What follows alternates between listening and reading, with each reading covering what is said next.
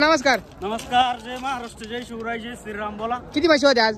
आज 4 म्हशी होत्या, त्यापैकी 3 उरलेत, एक म्हैस विकलेली आपण. बरं, आज ही म्हैस कशी आहे? एकच 8 दिवसाची. वाडा पुढं तर शेतकरी मित्रांनो ही म्हैस बघा, 8 दिवसाची कच्ची म्हैस आहे. खाली बघू शकता तुम्ही, एकदम ठेका बघा.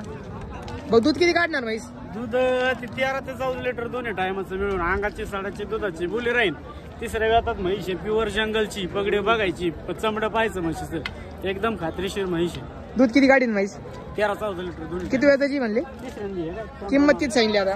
किंमत 1,30,000 सांगतात, पण व्यवहारात मागं पुढे करू शेतकरी बांधवांसाठी. किती तरी आता शेतकऱ्याचं म्हणणं आहे का तरी तर एक मागं पुढं? 10,000 रुपयाचा डिफरन्स राहतो व्यवहारात. 10,000 10-15 हजार रुपये जास्त सांगत असतो, पण व्यवहारात कमी जादा किमती करून देऊन टाकतो. बरं, तर शेतकरी मित्रांनो ही म्हैस बघा, आज 4 म्हशी होते भाऊकड. एक म्हैस विकली आणि ही एक म्हैस शिल्लक आहे आपल्या गोट्यावरती अवेलेबल.